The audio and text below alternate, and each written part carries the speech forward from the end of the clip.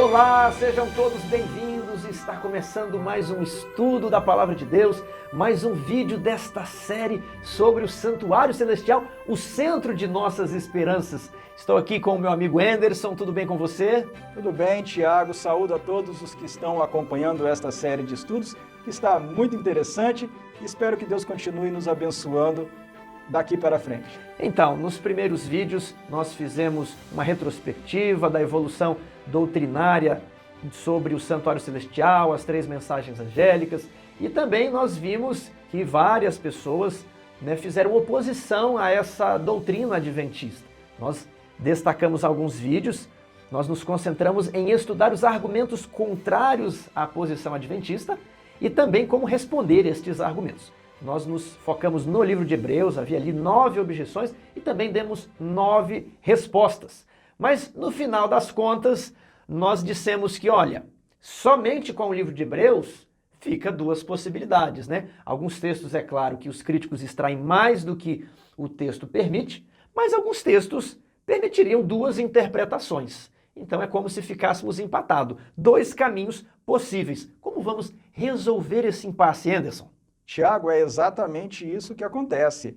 Vocês que acompanharam os 2 últimos vídeos desta série, viram que nós ali pudemos apresentar respostas consistentes, que nós consideramos consistentes, bem embasadas, e que rechaçam algumas objeções que são feitas pelos evangélicos. Anulam os raciocínios. Exatamente. Mas, quanto a alguns textos, nós somos obrigados a reconhecer que se nós só tivéssemos aqueles textos em toda a Bíblia, haveria pelo menos 2 possibilidades de interpretação e, como você disse, nós não sairíamos do empate. Mas graças a Deus que a revelação é rica, o Espírito Santo orientou os escritores da palavra escrita de Deus, a Bíblia Sagrada, e nós temos na Bíblia informação suficiente para resolver o problema, para eliminar o empate, liquidar esse empate e chegar a uma conclusão definitiva sobre o assunto com respostas satisfatórias às objeções que os críticos do adventismo têm feito à compreensão da doutrina do santuário. Ok. E por onde nós começamos? O empate pode ser desfeito com a revelação que Deus deu no livro do Apocalipse. Eu ia falar para você esperar, que às vezes existe uma tendência de dizer o seguinte: eu vou fazer um desempate com Ellen White. Para quem acredita em Ellen White, digamos, no público adventista, para quem a considera como profeta, a pessoa até consideraria esse texto. Claro. Mas aqui nós precisamos fundamentar uma crença que é até anterior a Ellen White. E nós precisamos fundamentá-la não apenas perante nossos irmãos adventistas, mas perante todas as outras denominações. Sim, Tiago, é exatamente isso. Então não poderíamos, eu vou resolver Hebreus com Ellen White. Não, eu precisaria resolver Hebreus com outro texto da Bíblia, porque a depender de como a Bíblia desempata, Ellen White pode ser considerada uma falsa profetisa. Eu acho que a sua observação foi muito importante, muito pertinente. Os vídeos aqui do seu canal se destinam a adventistas e a não adventistas, e mesmo o público adventista para o qual as declarações de Ellen White como profetisa, mensageira do Senhor, são importantes, são interpretações autorizadas da palavra de Deus, mesmo quando nós estamos falando para esse público, o público interno da denominação, o público adventista, nós precisamos nos lembrar de que esse público, os nossos irmãos adventistas, tem de pregar a mensagem para os de fora, para os não adventistas, para católicos, para evangélicos, para não cristãos, para pessoas das mais variadas denominações. Então, os nossos irmãos precisam ser municiados com argumentos dentro da Bíblia que mostrem a solidez da compreensão adventista da doutrina do santuário. Não que nós não vamos aqui usar os escritos de Ellen White, nós vamos usar, mas queremos mostrar que mesmo se não utilizássemos os escritos de Ellen White, somente pela Bíblia seria possível fundamentar de maneira consistente a doutrina do santuário e somente pela Bíblia também já seria possível responder às objeções dos críticos do adventismo. Então, Vamos em frente. Sim, eu falei que é no Apocalipse que nós vamos Ok. ter uma informação muito interessante, importante e segura que vai resolver boa parte dos problemas. Mas o Apocalipse não fala apenas, né, de símbolos de guerras, de besta, dragão, né? Por que o Apocalipse fala sobre o santuário? Tiago, o Apocalipse fala muito sobre o santuário. Muitas vezes, quando estudamos o livro do Apocalipse, ficamos realmente, como você falou... 7 selos, 7 trombetas, 7 pragas... Especialmente a besta... 3 mensagens angélicas, a besta do mar, a besta da terra... O 666... Isso. Ficamos com o nosso foco nessas questões, que são relevantes, são importantes, estão no Apocalipse, devem ser entendidas.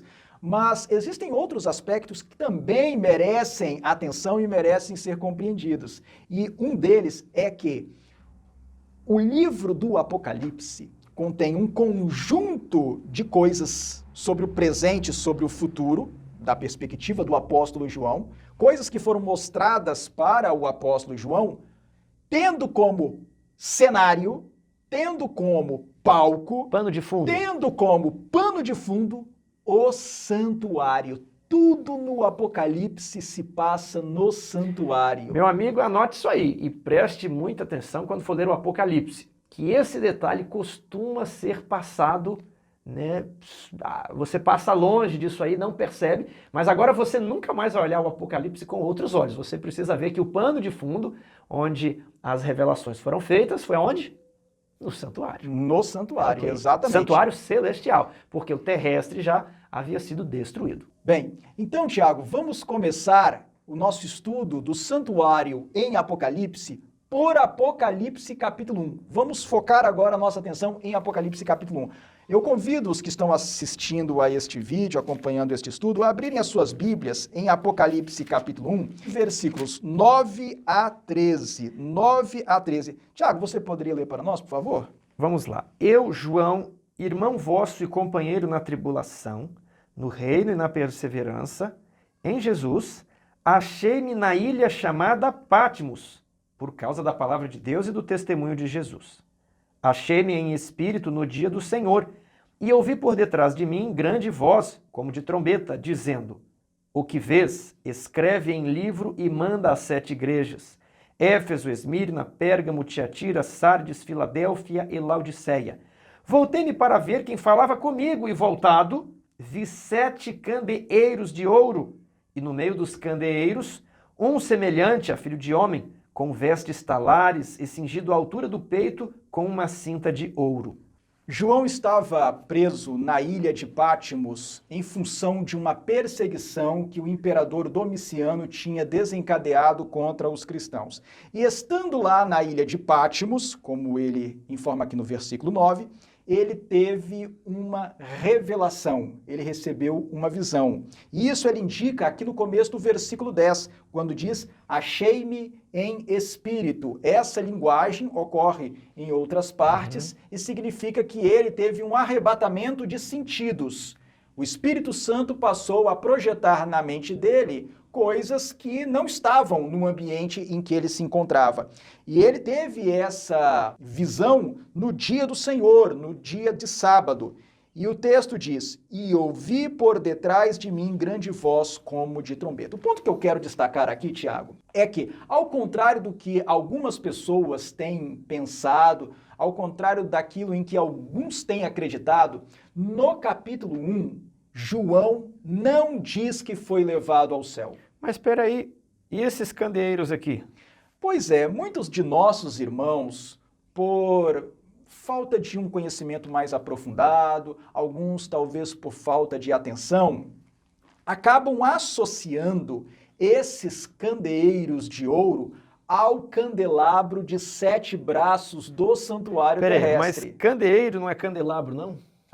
Seria até bom explicar. Em português, se nós estivermos falando aqui da língua portuguesa, nós precisamos distinguir entre algumas coisas, algumas realidades. Candeeiro em português, estamos falando da língua portuguesa, candeeiro em português não é candelabro.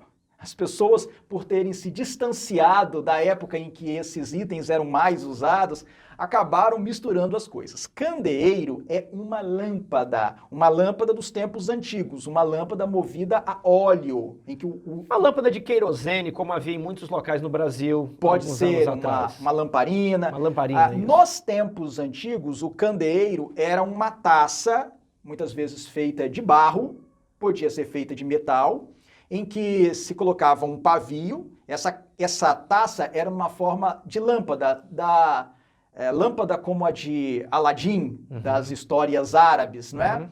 Então, era uma lâmpada em que se colocava um pavio, um tecido retorcido, encharcado de óleo, com óleo dentro desse recipiente, e se colocava fogo. Isso era o candeeiro dos tempos antigos, era a lâmpada.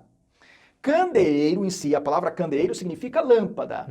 Castiçal é outra coisa. Castiçal é uma estrutura, uma haste vertical que suporta uma lâmpada. Desde a criação da vela, desde que a vela se popularizou, passou a ser a vela. Isso é um castiçal. O castiçal pode ter ou pode não ter braços. Pode ser somente uma haste. Castiçal é um suporte único ou pode ser um suporte para várias lâmpadas com velas. Vários braços, com espaço ali para serem colocadas diferentes velas.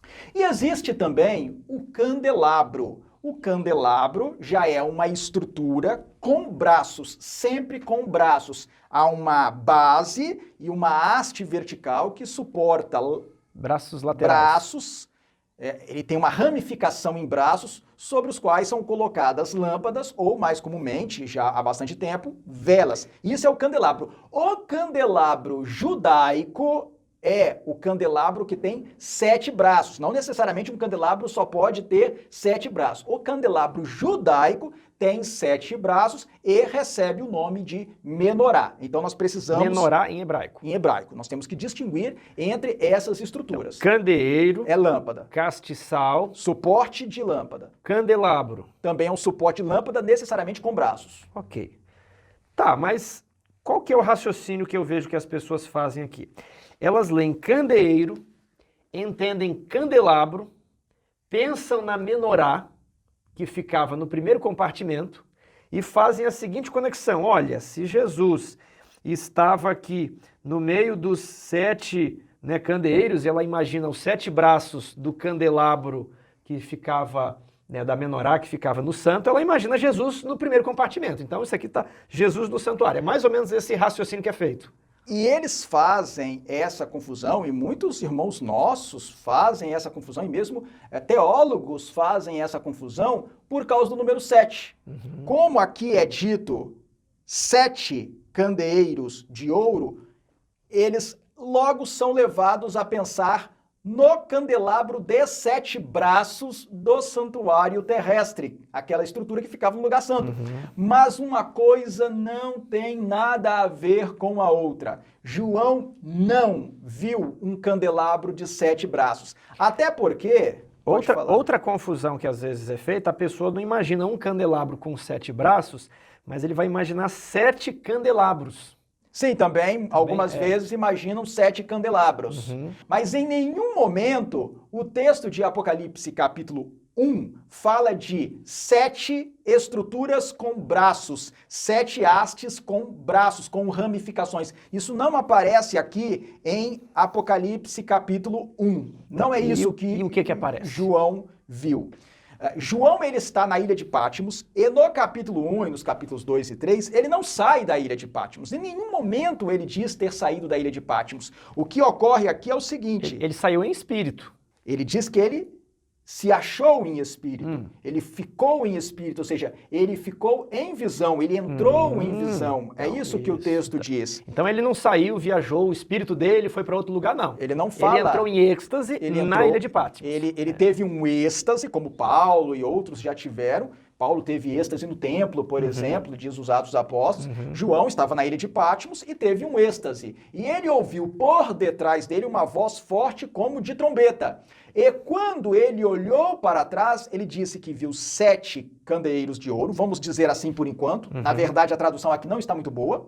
Ele viu 7 candeeiros de ouro e no meio um semelhante a filho de homem. Veja que esses candeeiros, eles formavam algo como um círculo, porque Jesus estava no meio dos candeeiros. Não poderia ser um candelabro com 7 braços, porque Jesus não teria como estar no meio de um candelabro com 7 braços. Seria pendurado ali uns braços, não faz sentido. Não faria imagem. sentido.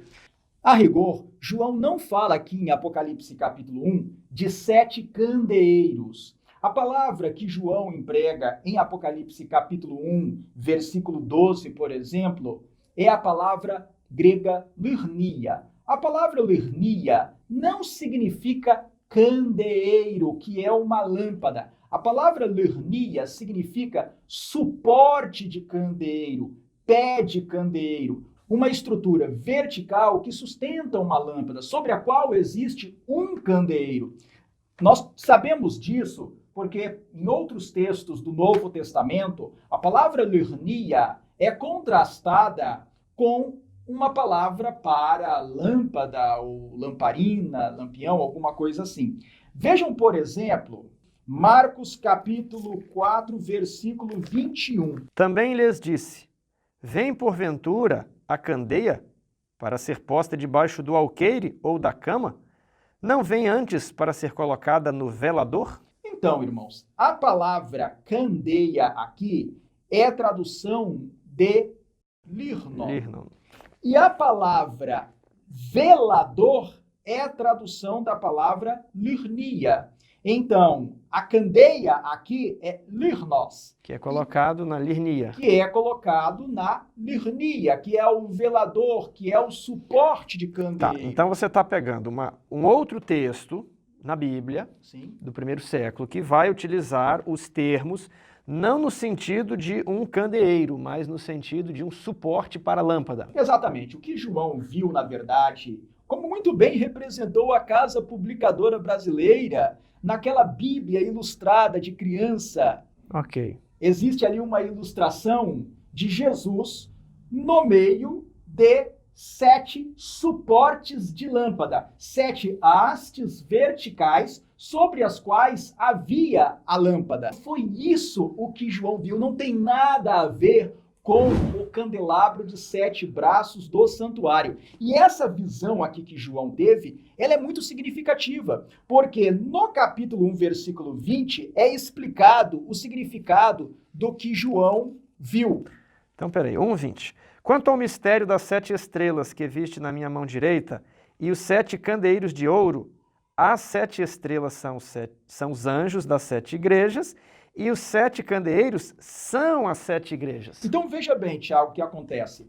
Cada suporte de candeeiro que João viu representava uma igreja. Os 7 suportes em conjunto representavam as 7 igrejas. Ou seja, Jesus estava caminhando por entre as igrejas da Ásia. Isso.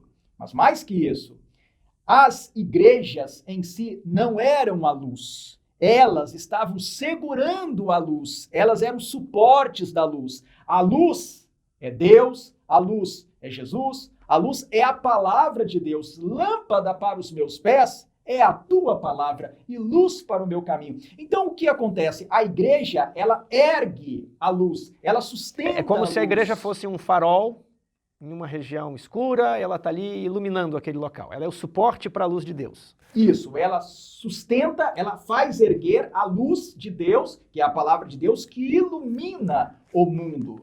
Por sua vez, Jesus diz que ele tem em sua mão as 7 estrelas, que são os anjos das 7 igrejas, e esses anjos representam os ministros, os líderes das igrejas. O que nós temos aqui? Uma representação muito linda da relação de Jesus com a igreja.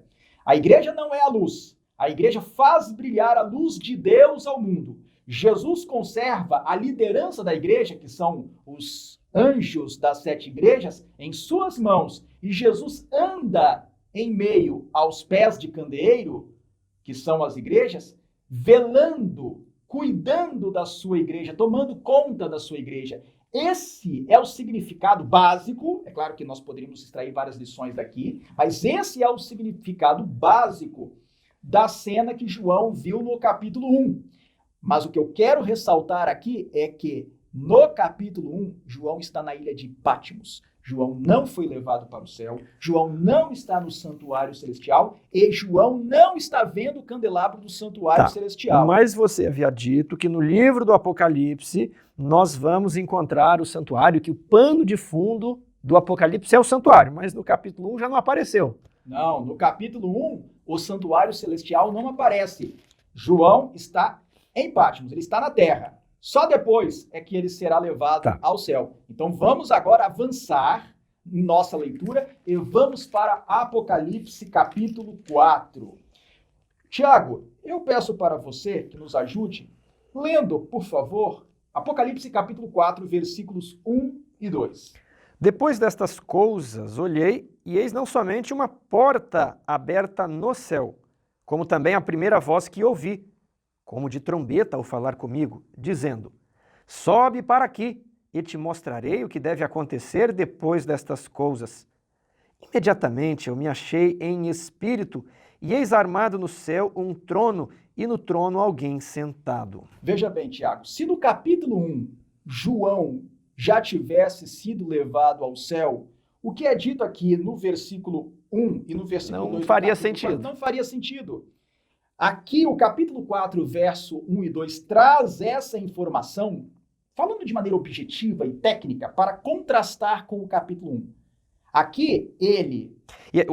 Só lembrando, o capítulo 4 começa imediatamente após a carta às igrejas. Acabou a carta às igrejas, a igreja de Laodiceia, e aí começa essa visão daqui. Sendo que as cartas às igrejas são cartas que João escreveu e que foram ditadas por Jesus. Jesus dita para João as cartas. O que está nos capítulos 2 e 3 de Apocalipse não se refere a coisas que João viu, se refere a mensagens que Jesus ditou para que João escrevesse e enviasse para as 7 igrejas da Ásia. E então, no capítulo 4, João diz que depois dessas coisas, ele olhou e ele viu uma porta aberta no céu. Essa informação é importante. Ele viu uma porta aberta no céu. Essa porta não seria, eu vejo os céus abertos, como Estevão falou? Bem, num primeiro momento, se nós não temos mais informação que isso, existe essa possibilidade. Nós podemos imaginar aqui que ele está falando que ele viu o céu aberto. Essa porta aberta significaria que ele viu o céu aberto. Num primeiro momento, nós poderíamos imaginar isso. Nós vamos colher mais informações para verificar se é isso mesmo. Ele diz, então, que ele ouviu uma voz forte como de trombeta falar com ele, dizendo, sobe para aqui. No capítulo 1, João não recebeu... Não subiu para lugar nenhum, né? Ele não recebeu nenhuma ordem ou convite para subir para lugar nenhum. Aqui ele recebe o convite. Uma ordem, na verdade. Sobe para aqui e te mostrarei o que deve acontecer. Mas então o João foi transladado para o céu? Em visão.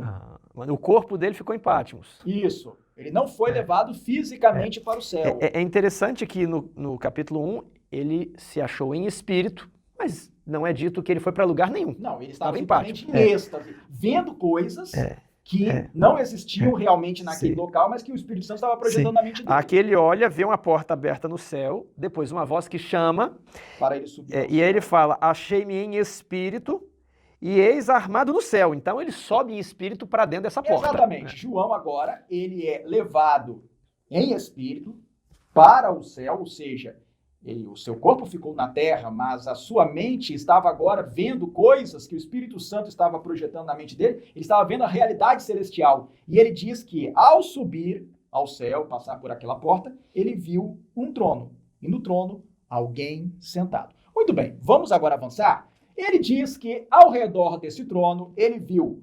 24 tronos sobre os quais estavam assentados os 24 anciãos. Ele viu também 4 seres viventes ao redor do trono. Essa é a descrição que João faz da corte celestial. E ainda ele viu uma multidão muito grande de anjos, muitos anjos ao redor do trono. Mas eu quero chamar a atenção dos que estão nos acompanhando, especialmente para Apocalipse capítulo 4, versículo 5. Leia para nós, por favor, Tiago. Do trono saem relâmpagos, vozes e trovões. E diante do trono ardem 7 tochas de fogo, que são os 7 Espíritos de Deus. Então, João diz que diante do trono ardem 7 tochas de fogo, que são os 7 Espíritos de Deus. A palavra grega, traduzida pela Almeida Revista e Atualizada como tochas de fogo, é a palavra lampades, de onde vem a nossa palavra em português lâmpada ou lâmpadas. Então João viu 7 lâmpadas de fogo diante do trono de Deus. No santuário terrestre do Antigo Testamento, havia um objeto que tinha 7 lâmpadas de fogo. Era justamente o candelabro. O candelabro era uma estrutura com base e haste de ouro batido, com 7 ramificações, 7 braços, sobre os quais havia lâmpadas do sistema antigo, do mundo antigo. Com óleo.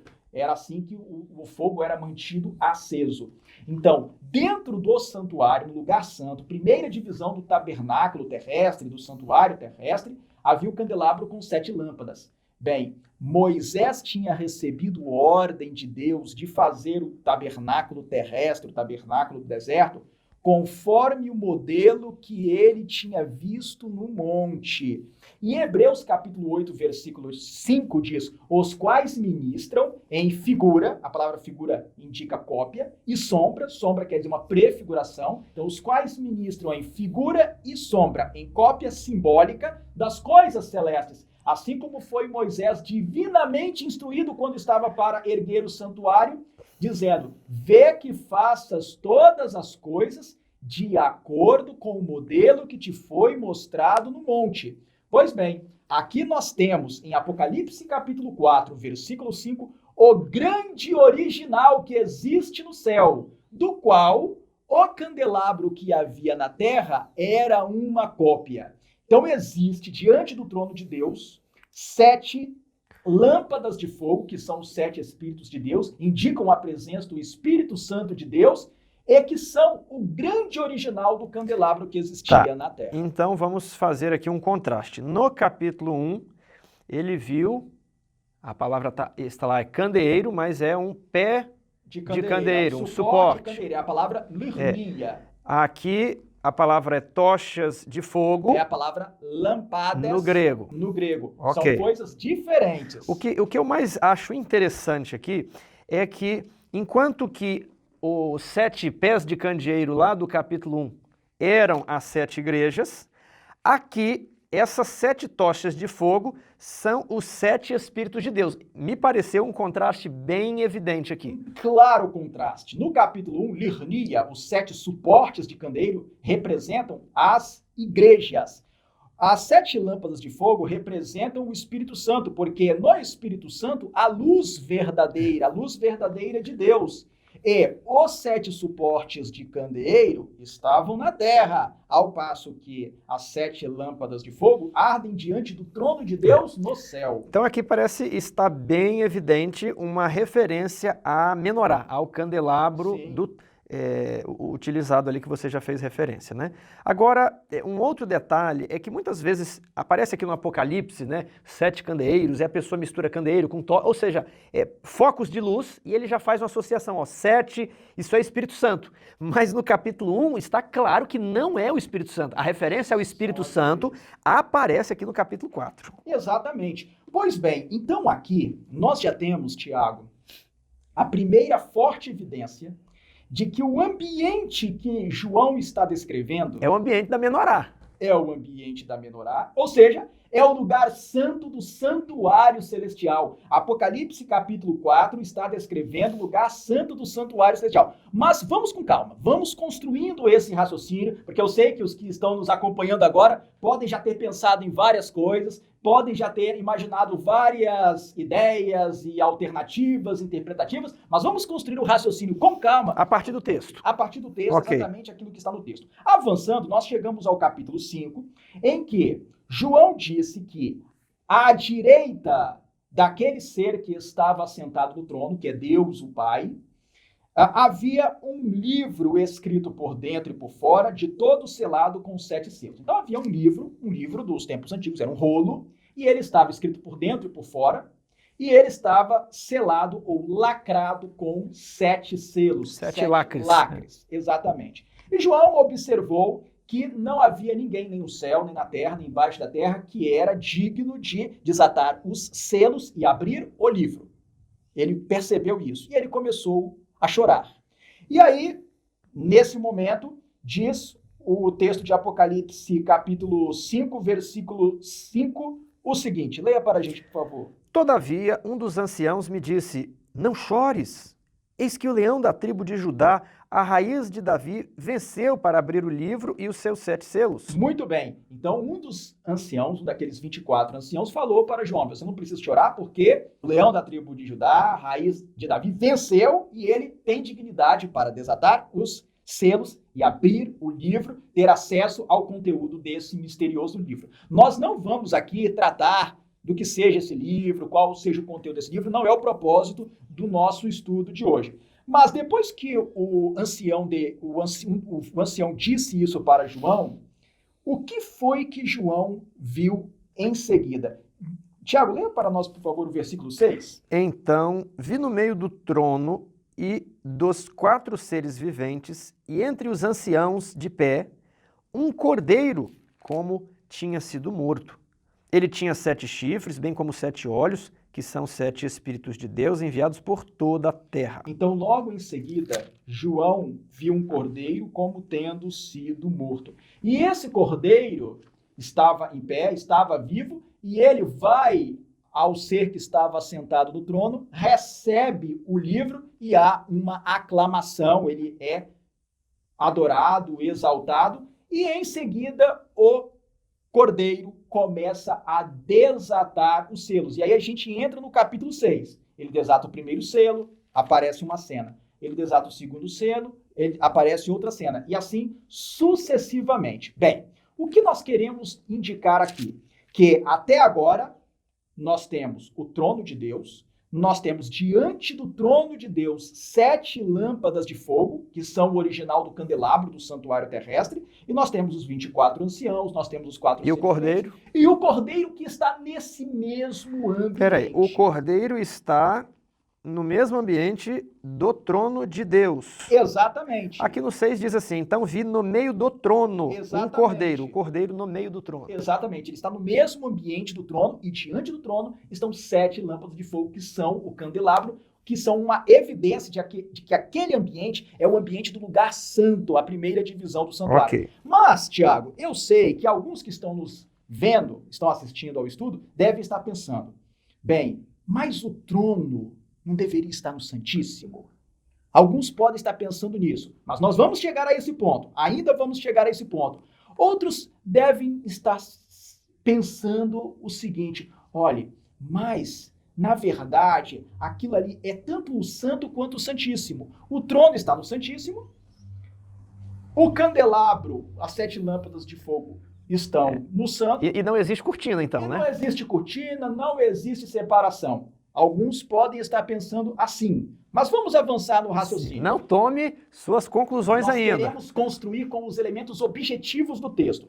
Bem, João continua a visão. Nós não queremos agora, neste estudo, não é o nosso propósito, decifrar o significado de cada símbolo. Não é isso que nós vamos fazer aqui. Nós queremos, neste estudo, entender a experiência visionária de João. O ambiente onde os símbolos foram apresentados. O que João foi vendo, o que João foi descrevendo na sua sequência. Vamos entender exatamente aquilo que ele viu. Porque, por vezes, no estudo do Apocalipse, até acontece o mesmo com Daniel e com outras partes da Bíblia, a pessoa se apressa a querer decifrar os símbolos, sem antes entender exatamente a própria cena. Que cena foi essa que João viu? João vê que o cordeiro abre cada selo sucessivamente, e aí ele chega no 6º selo, e no 6º selo o cordeiro também abre o selo, uma cena é mostrada. Ao final do 6º selo se faz a pergunta, os ímpios são mostrados na cena do 6º selo, e eles perguntam, chegou o grande dia da ira deles, e quem é que pode suster-se? Aí João, que está nesse ambiente da corte celestial, João está o tempo todo ali na corte celestial, está vendo o trono de Deus, está vendo os 7 lâmpadas de fogo, os 24 anciãos, os 4 seres viventes, o cordeiro está desatando os selos, ele vê a cena que é mostrada à parte, quando o 6º selo é aberto, é feita essa pergunta, e aí é mostrada para João uma cena com 4 anjos segurando os 4 ventos do céu, vem um anjo poderoso dizendo para que eles não soltem os ventos até que os servos de Deus sejam selados, aí são mostrados os 144 mil, em seguida é mostrada a grande multidão, e por fim, o cordeiro abre o 7º selo, que aparece lá no capítulo 8, versículo 1. E aí depois, continuando a sequência, João continua descrevendo o que ele está vendo, nós vamos para Apocalipse, capítulo 8, versículos 3 e 4. Tiago, leia para a gente esse texto, por favor. Veio outro anjo e ficou de pé junto ao altar, com um incensário de ouro, e foi-lhe dado muito incenso para oferecê-lo com as orações de todos os santos, sobre o altar de ouro que se acha diante do trono. E da mão do anjo subiu à presença de Deus o fumo do incenso com as orações dos santos. João descreve aqui ter visto um anjo com um incensário de ouro, um turíbulo, e ele recebeu muito incenso para oferecê-lo com as orações de todos os santos sobre o altar de ouro que se acha diante do trono. Bem, em primeiro lugar, nós temos que observar 2 características importantes aqui. Quais são essas 2? Trata-se de um altar de ouro e sobre o qual se oferece incenso. Ou seja, um altar de incenso.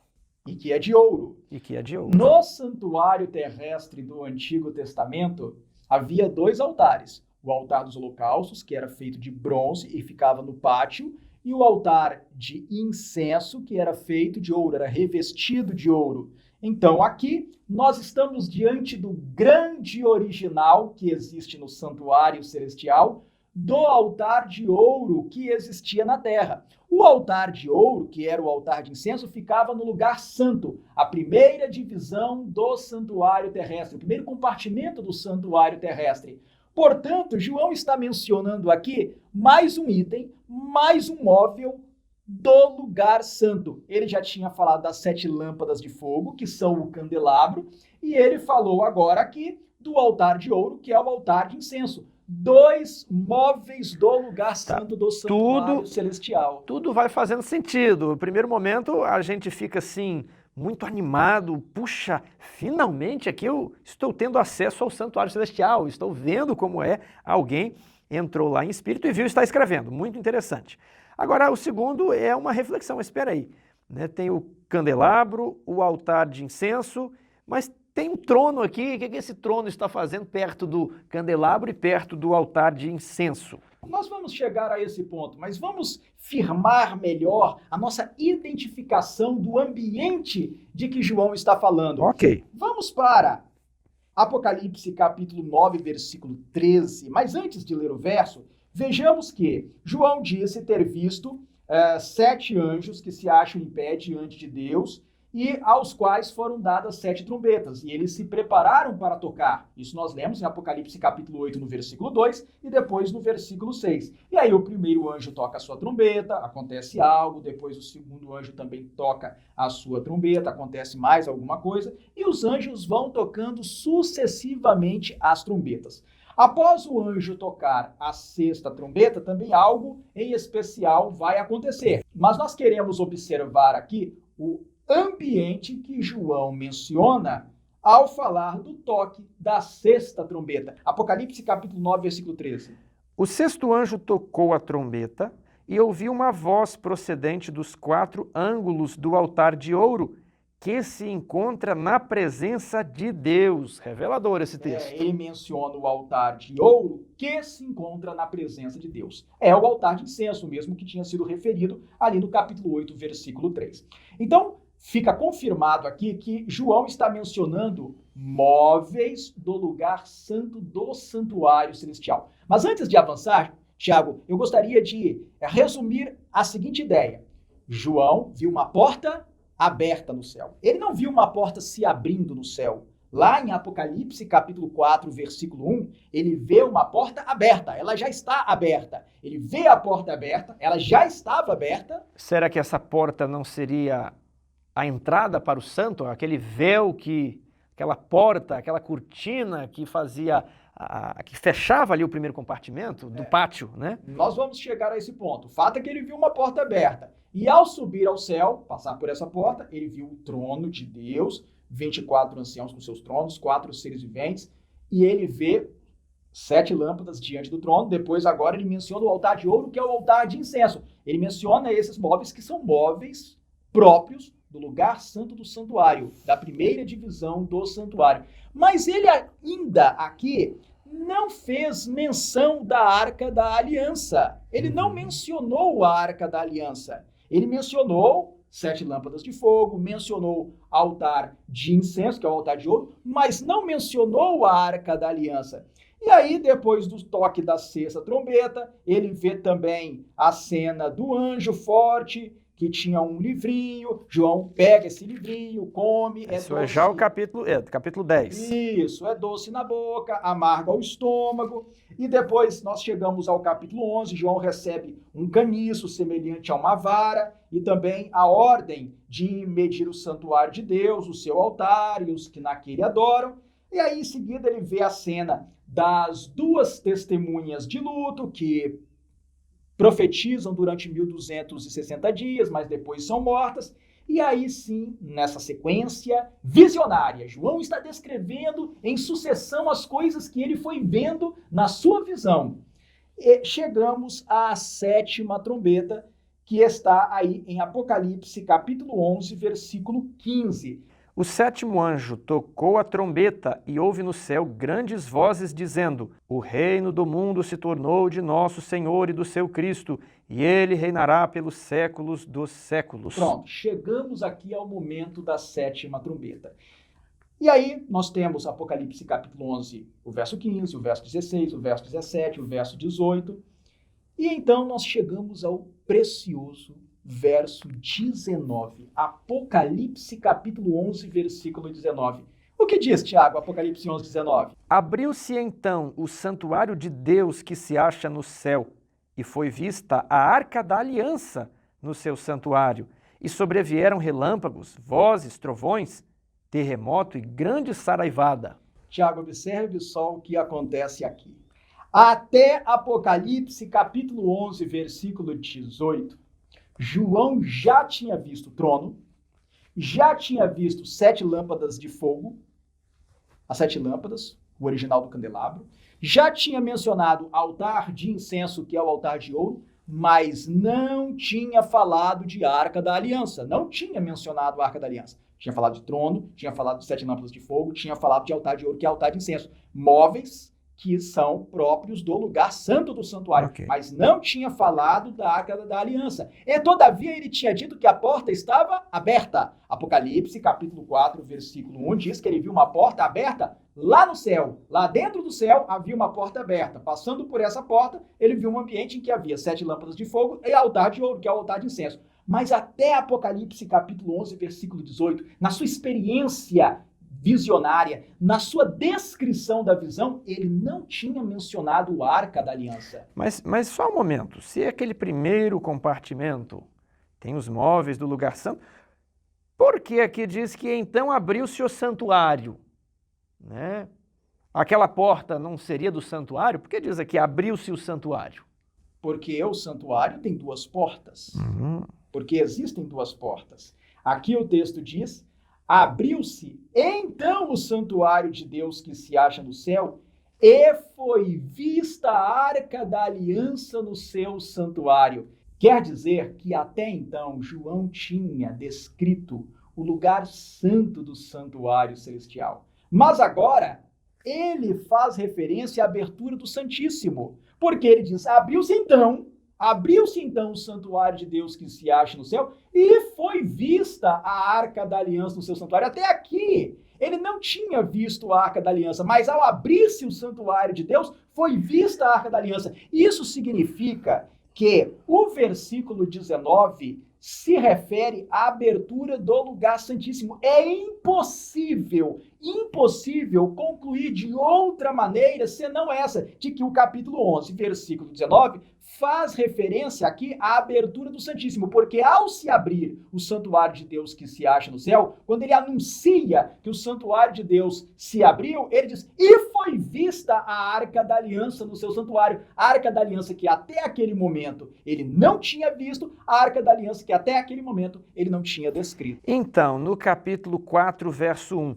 onde havia uma porta aberta no céu, era a primeira porta, a porta do santo. Exatamente. E essa aqui deveria estar fechada, porque ele não viu a Arca da Aliança. É claro, é exato, esse que é o ponto, esse é o ponto. Se ele estava no santuário, se João já estava no santuário, se João já tinha mencionado candelabros, 7 lâmpadas e altar de ouro, que é altar de incenso, mas ele não tinha mencionado a Arca da Aliança, e agora ele faz o anúncio, abriu-se então o santuário de Deus que se acha no céu, e foi vista a Arca da Aliança no seu santuário, o que ele está querendo dizer, olha, até esse momento eu não tinha visto a Arca da Aliança. Porque alguma coisa estava fechada. Alguma coisa estava fechada. Era o lugar santíssimo que estava fechado. Como o lugar santíssimo estava fechado, ele não tinha como ver a Arca da Aliança. Ele podia sim ver 7 lâmpadas de fogo, candelabro, ele podia ver o altar de incenso, mas ele não tinha mencionado a Arca da Aliança, porque ele não tinha como ver a Arca da Aliança. O lugar, o ambiente em que estava a Arca da Aliança, até o toque da 7ª trombeta, estava fechado. Mas ao tocar o 7º anjo, a 7ª trombeta, diz, abriu-se então o santuário de Deus que se acha no céu, e foi vista a Arca da Aliança no seu santuário. Vou me dirigir aos nossos ouvintes e perguntar, vocês não acham maravilhoso, incrível isso aqui, que nós temos o santo aberto nos primeiros capítulos de Apocalipse, o Santíssimo fechado. E só ali depois, no capítulo 11, por ocasião da 7ª trombeta, é que o Santíssimo se abre. Né? Só ali no 11:19 que o Santíssimo... Isso é incrível. Primeiro o santo aberto e depois o Santíssimo se abrindo. Então, Tiago, o argumento dos evangélicos, daqueles que se opõem à doutrina adventista do santuário, dizendo, lá no céu não existe santo, não existe santíssimo, essa divisão não existe no céu, esse entendimento, esse argumento, essa objeção suscitada pelos evangélicos contra a posição, contra a interpretação adventista, não se sustenta à luz de Apocalipse, porque aqui em Apocalipse fica claro que até o capítulo 11, verso 18, João está no lugar santo, ele só está vendo o lugar santo e ele só consegue descrever móveis do lugar santo. Mas na 7ª trombeta, quando o santuário se abre, uma parte do santuário se abre e ele consegue ver para dentro do lugar mais interior do santuário, aí ele diz, e foi vista a Arca da Aliança no seu santuário. O que significa que o santuário celestial, com base em Apocalipse, tem lugar santo e tem lugar santíssimo separados, 2 ambientes separados, e entre os quais há uma porta. Se essa porta está fechada, não é possível ver o que está no santuário. Então, você que está nos assistindo, grife esse texto na sua Bíblia, que ele é da mais alta importância.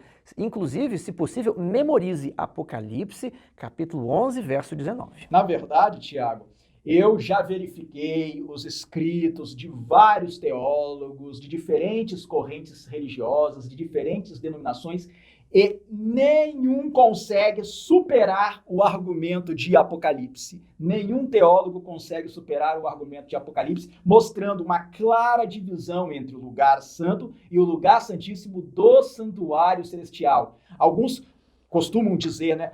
Mas essa divisão entre santo e santíssimo não existe mais porque o véu do santuário se rasgou de alto a baixo. O véu do santuário que se rasgou de alto a baixo era o véu do santuário terrestre. Não se refere ao santuário celestial. O santuário celestial continua tendo santo e continua tendo santíssimo e uma separação entre eles de tal forma que João, estando no santo, não via a Arca da Aliança até que ele anunciou, abriu-se então o santuário de Deus que se acha no céu e foi vista a Arca da Aliança no seu santuário. Aliás, Tiago, eu quero prestar aqui um esclarecimento importante para que os irmãos que estão acompanhando este estudo possam entender bem o assunto, que é o seguinte: quando nós falamos da doutrina do santuário, nós costumamos muito nos referir ao véu.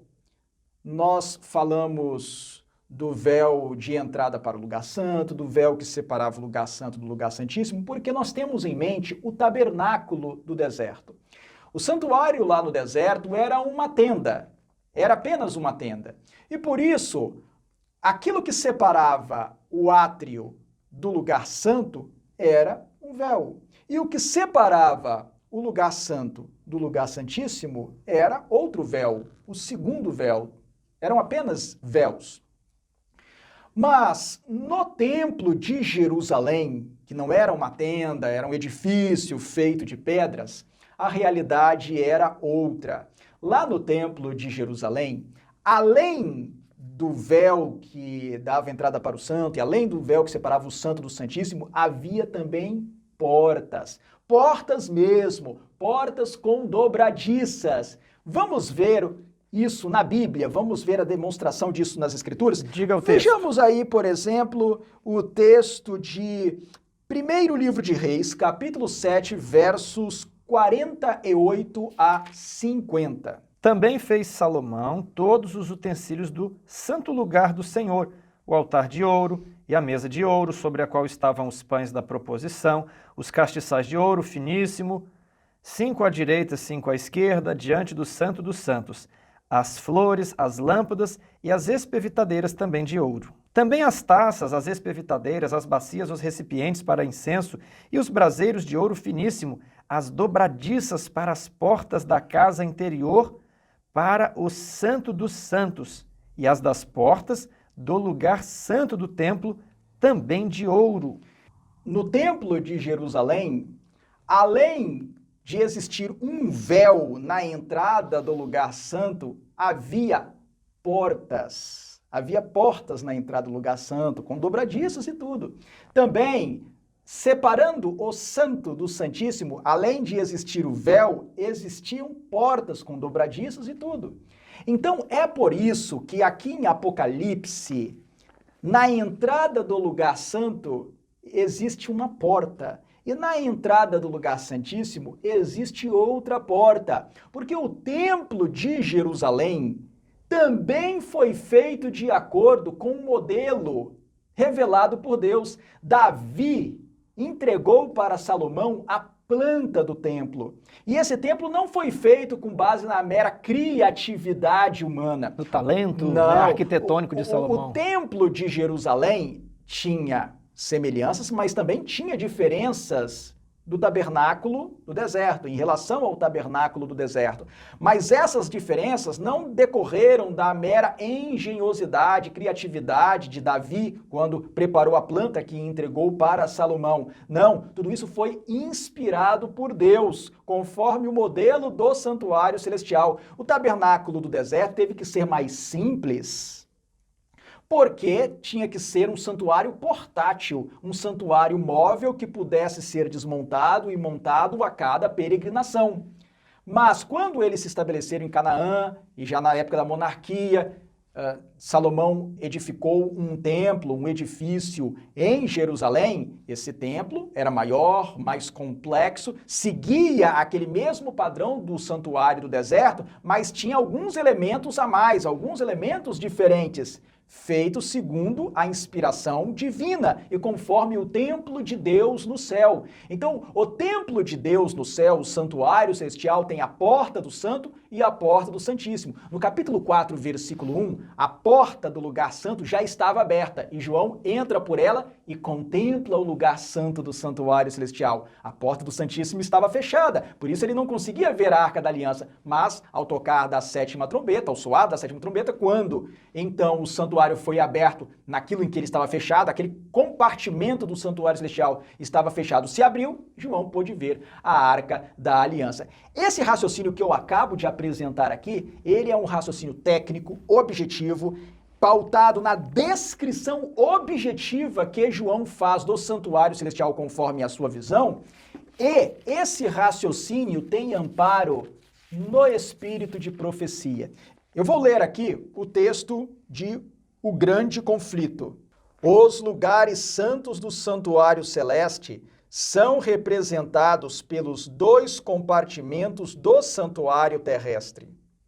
Sendo em visão concedido ao apóstolo João vislumbrar o templo de Deus nos céus, contemplou ele ali 7 lâmpadas de fogo que diante do trono ardiam. Apocalipse, capítulo 4, versículo 5. Observem bem que Ellen White cita, para falar do candelabro do santuário celestial, Apocalipse, capítulo 4, Ou versículo seja, 5. ela cita o texto e interpreta. Exatamente. Ok. E depois ela diz: vi um anjo tendo um incensário de ouro, e foi-lhe dado muito incenso para o pôr com as orações de todos os santos sobre o altar de ouro que está diante do trono. Apocalipse, capítulo 8, versículo 3. Aqui também, para falar do altar de incenso, ela cita especificamente Apocalipse, capítulo 8, versículo 3, a parte final do versículo 3. E então Ellen White comenta: foi permitido ao profeta contemplar o primeiro compartimento do santuário celestial. Então, está primeiro aí? Sim, está escrito: foi permitido ao profeta contemplar o primeiro compartimento do santuário celestial. E aí ela reforça: e viu ali as 7 lâmpadas de fogo e o altar de ouro, representados pelo castiçal de ouro e altar de incenso do santuário terrestre. Então, a exposição que fizemos até agora de Apocalipse 4 e 5, como sendo o compartimento santo, é endossada por este texto aí. De Ellen White, Ellen está White. em perfeita consonância com o texto de Ellen White em O Grande Conflito. Mas ela continua. Ela diz assim: de novo, abriu-se no céu o templo de Deus. Apocalipse, capítulo 11, versículo 19. É o texto que ela cita. E ele olhou para dentro do véu interior, ao lugar santíssimo. Ali viu a arca do seu concerto, representada pelo receptáculo sagrado, construído por Moisés para guardar a lei de Deus. Então, nós observamos aqui que Ellen White, nesse texto de O Grande Conflito, usa os mesmíssimos textos que nós acabamos de usar para falar do lugar santo e do lugar santíssimo do santuário celestial. Também seria interessante que os nossos irmãos que estão acompanhando o vídeo lessem depois, com calma, o texto semelhante que ocorre no livro Patriarcas e Profetas, no capítulo Tabernáculo e seus Serviços, a página 356, em que Ellen White desenvolve um raciocínio muito parecido, praticamente o mesmo raciocínio que ela desenvolve em O Grande Conflito. Então, Tiago, quando os evangélicos dizem: não existe mais separação entre santo e santíssimo no céu, Apocalipse não permite essa conclusão. É impossível essa conclusão. É taxativo, João é taxativo. O texto de João é taxativo e teólogos e comentaristas de outras denominações fazem a mesma avaliação, o mesmo exame do texto de Apocalipse. Existem comentaristas de outras denominações que, quando se deparam com Apocalipse, dizem: bem, realmente aqui é lugar santo e ali é lugar santíssimo. Não há como fugir disso. Você não tem como escapar dessa descrição bem feita, sequencial, organizada de João em Apocalipse. E de que é uma porta entre eles, né? Exatamente. Então, esse elemento é extremamente importante. Falando sobre portas, eu não sei se você vai mencionar, pretende mencionar o texto que está ali na carta à Igreja de Filadélfia. Sim. Então, vou deixar você mencionar ele mais para frente. Eu gostaria de ler agora. Nós podemos fazer uma menção agora. Esse ponto pode ser melhor desenvolvido com o texto da senhora White, mas nós já podemos comentá-lo agora. Apocalipse 3,7. Ao anjo da igreja em Filadélfia escreve: estas coisas diz o santo, o verdadeiro, aquele que tem a chave de Davi. Então, são características que Jesus diz sobre ele mesmo, né? Que abre e ninguém fechará, e que fecha e ninguém abre. Ou seja, o que se abre é uma porta. A porta pode ser aberta, pode ser fechada. Quem abre e fecha a porta é Jesus. Nessa mensagem ao anjo da igreja de Filadélfia, em que Jesus diz que ele tem poder para fechar e para abrir, Jesus está se referindo aí ao sistema de portas do santuário. Porque observem bem... Que nós já lemos, que está lá no livro de Reis. Isso, Ok. exatamente. E que também aparece em Apocalipse. Por quê? Em Apocalipse, capítulo 4, versículo 1, a porta já aparece aberta, mas a porta do Santíssimo está fechada. Mas como que eu sei que a porta do Santíssimo está fechada? Porque João não mencionou a Arca da Aliança. E o então? Então abriu-se. E lá no capítulo 11, verso 19, ele diz, abriu-se então o santuário de Deus que se acha no céu e foi vista a Arca da Aliança no seu santuário. Então aí ele só pode estar falando da abertura do lugar santíssimo, porque ele pôde contemplar a Arca da Aliança. Mas pelo sistema de portas, que é referido nesse texto que você leu aí, você poderia ler novamente esse trecho do texto? Estas coisas diz o santo, o verdadeiro, aquele que tem a chave, destacar a expressão chave de Davi. E se você for procurar essa referência, eu acho que lá no livro de Isaías você vai encontrar outros versos relacionados à chave, né? Que abre e ninguém fechará, e que fecha e ninguém abre. Então, ele abre e ninguém fecha, e ele fecha e ninguém abre. Pois bem, em Apocalipse 4, 1, a porta do santo está aberta, mas a porta do Santíssimo está fechada. No capítulo 11, verso 19, a porta do Santíssimo se abre. E o que acontece com a porta do santo? Bem, até aqui não podemos dizer nada, porque nós não temos ainda informação. O que aconteceu com a porta do lugar santo no momento em que a porta do Santíssimo se abriu? Mas nós vamos ter uma informação a esse respeito se nós lermos Apocalipse 15. Apocalipse capítulo 15, versículos 5 e 6. Leia para a gente, por favor, Tiago. Depois destas coisas, olhei e abriu-se no céu o santuário do tabernáculo do testemunho. Então abriu-se no céu o santuário do tabernáculo do testemunho e os 7 anjos que tinham 7 flagelos saíram do santuário. Eu acho que essa é a parte relevante. Exato.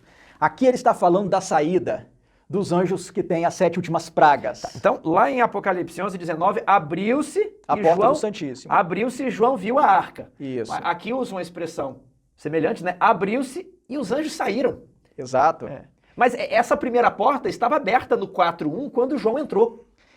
Mas agora ele diz, abriu-se no céu o santuário do tabernáculo do testemunho. Bem, a que porta ele está se referindo? Ele só pode estar se referindo à porta do lugar santo. Mas como que você pode saber disso? Ora, porque ele diz, o texto diz, que a porta se abre, o santuário se abre para que os anjos saiam com as 7 últimas pragas e despejem os flagelos sobre a terra. Para que eles saiam do santuário, a porta do santo tem que se abrir. Só poderia ser a porta do santo, porque a porta do Santíssimo já tinha sido aberta por último lá no capítulo 11, verso 19. Então o que aconteceu na verdade? No capítulo 4, verso 1, a porta do lugar santo está aberta e a do Santíssimo está fechada. Quando a porta do Santíssimo se abre, a do santo se fecha. Porque agora começou a sessão de funcionamento, a sessão do Santíssimo. Mas, no momento em que termina a obra do Santíssimo, a porta do Santíssimo se fecha, o fechamento da porta da graça. E os 7 anjos com as 7 últimas pragas têm que sair do santuário para derramar os flagelos sobre a terra. As pragas. As pragas, as 7 últimas pragas. Por isso a porta do santo se abre para que os anjos saiam e despejem as pragas sobre a terra. Esse é o sistema de portas. E aqui eu quero explicar algo adicional, Tiago. Por que se fala que num momento uma porta está aberta e no outro momento a outra porta está aberta? Ellen White explica isso. E eu acho importante ler porque ela sintetiza muito bem o pensamento de tal forma que nós podemos compreender bem o assunto. Eu vou ler aqui o texto de Ellen White, que ocorre em O Grande Conflito, as páginas 428 a 430. Vou ler trechos específicos.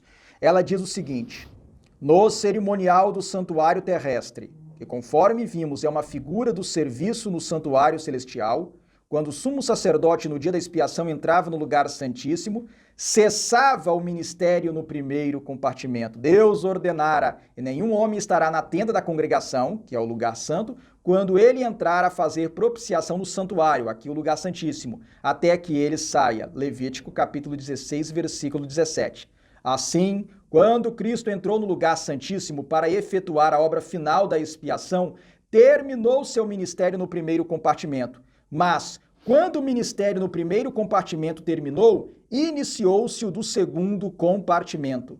Quando no cerimonial típico o sumo sacerdote deixava o lugar santo no dia da expiação, entrava perante Deus para apresentar o sangue da oferta pelo pecado, em favor de todos os israelitas que verdadeiramente se arrependiam de suas transgressões. Assim, Cristo apenas completar uma parte de sua obra como nosso intercessor para iniciar outra, e assim pleiteia com seu sangue perante o Pai em favor dos pecadores. Avançando um pouco mais à frente, Ellen White diz o seguinte: uma luz mais clara, porém, surgiu pela investigação do assunto do santuário. Viam agora que estavam certos em crer que o fim dos 2.300 dias em 1844 assinalava uma crise importante. Mas, conquanto fosse verdade que se achasse fechada a porta da esperança e graça, pela qual os homens durante 1.800 anos encontraram acesso a Deus, outra porta se abrira e oferecia-se o perdão dos pecados aos homens, mediante a intercessão de Cristo no lugar santíssimo. Encerrara-se uma parte de seu ministério, apenas para dar lugar a outra. Havia ainda uma porta aberta para o santuário celestial, onde Cristo estava a ministrar pelo pecador. Via-se agora a aplicação das palavras de Cristo no Apocalipse, dirigidas à igreja nesse mesmo tempo. E aí, ela transcreve o texto de Apocalipse 3, versos 7 e 8 que o Tiago leu. Também gostaria de ressaltar um trecho do livro Primeiros Escritos, as páginas 42 e 43, porque é um texto especialmente esclarecedor. Ellen White diz o seguinte: no dia 24 de março de 1849, sábado, tivemos uma reunião agradável e muito interessante com os irmãos de Topsham, Maine. O Espírito Santo foi derramado sobre nós e eu fui levada pelo Espírito à cidade do Deus vivo. Mostrou-se-me então que os mandamentos de Deus e o testemunho de Jesus Cristo, com referência à porta fechada, não podiam ser separados, e que o tempo para os mandamentos de Deus brilharem em toda a sua importância e para o povo de Deus ser provado sobre a verdade do sábado seria quando a porta fosse aberta no lugar santíssimo do santuário celestial, onde está a arca que contém os 10 mandamentos. Esta porta não foi aberta até que a mediação de Jesus no lugar santo do santuário terminou em 1844. Então Jesus se levantou e fechou a porta do lugar santo e abriu a porta que dá para o Santíssimo e passou para dentro do segundo véu, onde permanece agora junto da arca e onde agora chega a fé de Israel. Vi que Jesus havia fechado a porta do lugar santo e que nenhum homem poderia abri-la e que ele havia aberto a porta para o Santíssimo, e que homem algum podia fechá-la. E ela aí cita Apocalipse capítulo 3, versos 7 e 8. E que uma vez que Jesus abrira a porta do Santíssimo, onde está a arca, os mandamentos têm estado a brilhar para o povo de Deus e eles estão sendo testados sobre a questão do sábado. Então, esses dois textos de Ellen White confirmam a abordagem que nós fizemos aqui do sistema de portas, baseado em Apocalipse capítulo 4, versículo 1, Apocalipse capítulo 11, versículo 19 e Apocalipse capítulo 15, versículo 5, no sentido de que quando a porta do santo estava aberta, a do Santíssimo estava fechada. Quando a do Santíssimo se abriu, a do santo se fechou. Quando a do Santíssimo se fechou, a do santo se abriu, mas só para os anjos saírem com as pragas, e o santuário, de acordo com Apocalipse capítulo 15, versículo 8, se encheu de fumaça, de forma que ninguém mais podia entrar nele, indicando o fim do tempo de graça para a humanidade, de modo que ninguém mais poderá, pela fé, se achegar ao trono de Deus para receber graça, para socorro em momento oportuno, conforme o convite de Hebreus 4,16. Tudo isso está muito interessante. Eu creio que os nossos ouvintes estão apreciando perceber que o ambiente no qual se dá as visões, de onde saem os anjos, né, o que João vê se passa no santuário celestial, né, vimos aí a questão das portas, interessantíssimo, mas eu percebo que existe a tendência de alguns de querer espiritualizar essas realidades eternas. Por exemplo, algumas testemunhas que conviveram com Desmond Ford na Austrália disseram que quando ele chegou de seus estudos, ele gostava de caminhar com as pessoas, ele perguntava, fulano de tal, você acredita no santuário? Ah, mas claro que eu acredito, respondia o interlocutor. E ele então prosseguia, mas como que é? Você acha que lá no céu tem telhado no santuário, né? Para que seria esse telhado? Não chove? E a pessoa ficava meio perdida, e ele perguntava, mas assim, existem móveis? Precisa-se de móveis no céu, né? E essa tem sido a tendência de alguns intérpretes também, de olhar para aquilo ali e falar, bem, isso aqui é uma cena simbólica, né? Porque Deus é espírito, né? Isso aqui não deve haver um santuário. Nós estamos limitando Deus dentro de uma caixinha, né? Agora Deus fica por 2 milênios da era cristã dentro de uma caixinha que é o santuário, ele não pode sair de lá. Isso tudo é filosofia, especulação humana, né? E será que no céu haveria necessidade de móveis, né? Mobília no céu? Para que nós vamos ter mobília? O céu é uma realidade imaterial. E a pessoa vai espiritualizando e daqui a pouco ela vai espiritualizar o trono de Deus, que também é um móvel, uma mobília. E depois, né, você vai espiritualizar o próprio Deus, espiritualiza o próprio Jesus. Porque se você começa a querer espiritualizar tudo, aí não há limites para essa espiritualização. E a reflexão que eu gostaria de fazer é que, depois de avaliarmos todas essas evidências textuais aqui de Apocalipse, nós não estamos elucubrando nada, são referências textuais. Os 2 textos, acho que você leu até mais textos de Ellen White falando sobre as portas, não me parece algo simbólico. Ela traça as realidades como muito concretas. E aí quando você conecta isso com o livro de Reis, que o templo de Salomão possuía portas e dobradiças, então eu não vou poder espiritualizar os móveis do céu, senão eu vou entrar no risco de espiritualizar tudo. A realidade do santuário parece ser concreta e tangível. Tiago, sobre isso, o que eu gostaria de acrescentar é o seguinte. É verdade que em Apocalipse nós temos uma mescla de elementos literais e elementos simbólicos.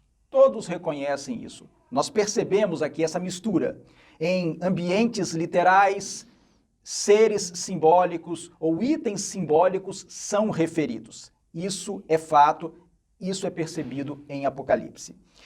Mas nós não temos como espiritualizar tudo.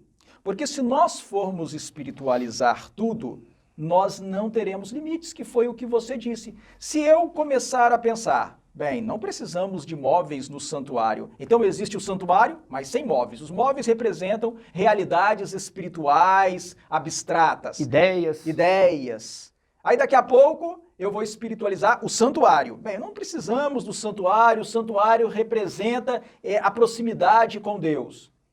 Mas daqui a pouco eu vou espiritualizar o trono de Deus e vou espiritualizar o próprio céu. Não precisamos do céu. Deus vai estar no lugar? Não, Deus está em toda parte. Vamos espiritualizar a cidade santa. E onde Deus está é o céu, Deus está aqui. Então Deus está aqui, então Jesus está aqui e na verdade nós vamos espiritualizar o próprio Jesus. Jesus não pode ser uma pessoa, ele é uma ideia cósmica, uma ideia do bem que existe em todos nós. Ou seja, nós vamos de espiritualização em espiritualização e nós vamos chegar ao nada, ao vazio, simplesmente ao vazio. Agora pensem bem. Na expressão de Paulo, anulam-se em seus próprios raciocínios. Exatamente. Agora, nós somos físicos. Nós vivemos num ambiente físico. E fomos criados por Deus. O planeta Terra foi criado por Deus. O Sol foi criado por Deus. A Lua foi criada por Deus. As estrelas foram criadas por Deus. E são realidades físicas. Quando nós pensamos no corpo que nós vamos ter após a transformação, ou quando nós pensamos nos anjos, os corpos dos anjos, 1 Coríntios capítulo 15, não diz que os anjos são seres abstratos, sem corpo. Não. 1 Coríntios capítulo 15 diz que existem corpos espirituais, ou seja, são corpos de outra substância. São corpos, porém, de outra realidade, de outra substância. Então, com respeito ao céu, com respeito à Cidade Santa, Nova Jerusalém, com respeito ao santuário celestial, É claro que eles estão além da nossa compreensão. É claro que nós não queremos dizer aqui que o santuário celestial seja uma tenda, que seja um prédio feito de pedras. Eu não sei como que é exatamente a constituição do santuário celestial, mas o que eu sei é que João declarou: abriu-se então o santuário de Deus, que se acha no céu. Ele não é o céu, mas ele está no céu. Existe uma realidade celestial que nós chamamos de santuário, que está no céu. É uma parte do céu com duas grandes divisões, uma área chamada lugar santo e uma área chamada lugar santíssimo, com os seus itens. João diz que viu 7 tochas de fogo, 7 luzes diante do trono de Deus. Eu não sei exatamente como que é isso, sinceramente eu não sei. Eu sei que Deus falou para Moisés representar mais ou menos aquela realidade que ele viu por meio de um candelabro. Talvez, eu não sei, eu sinceramente não sei, talvez essas luzes da presença do Espírito Santo estejam voando ali diante do trono de Deus. Não dava na terra para fazer luzes ficarem voando. Então ele mandou construir uma haste com 7 braços. Eu não sei esses detalhes, mas eu sei que existe um santuário que se acha no céu, com lugar santo, com lugar santíssimo. Eu sei que existe a Arca da Aliança, dentro da qual estão os 2 memoriais, as 2 tábuas com o texto, resumo da lei de Deus. Eu sei que a lei de Deus é espiritual, mas ali ele quis erigir um memorial, um testemunho de qual seja a sua lei. Então eu sei que existe isso, eu sei que existe o trono de Deus diante do qual os anjos comparecem. Eu sei que existe isso. Eu não sei todos os detalhes, eu não sei do que é feito, de que é constituído. Eu sei a aparência que eles tinham quando Ellen White os viu, mas ela mesma não sabia de que eram constituídos. Mas eu sei que esse santuário existe, ele é real e ele é o fundamento de nossa fé. Ok, esse assunto está muito interessante. E mais interessante ainda é a conexão que nós popularmente fazemos entre a Arca da Aliança e o trono de Deus. No Antigo Testamento diz que Deus estava entronizado entre os querubins, acima dos querubins, os querubins que estavam ali sobre o propiciatório, que estavam ali na Arca da Aliança. Mas aqui nós vemos o trono de Deus, ali no Apocalipse, parecia diferente da Arca da Aliança, né? Primeiro João descreve o trono de Deus nos capítulos 4 e 5, e lá no 11:19 abriu-se então o santuário de Deus e foi vista a Arca da Aliança. A Arca da Aliança é o trono de Deus? Não é o trono de Deus? Pergunta para o próximo vídeo. Não vamos responder isso hoje, acho que o vídeo já está num bom tamanho. Fique conosco, inscreva-se no canal Adventismo Vivo, inscreva-se no canal História na Profecia, ative as notificações, esteja em oração, anote os textos, leia a sua Bíblia e esteja presente no nosso próximo vídeo. Que Deus os abençoe.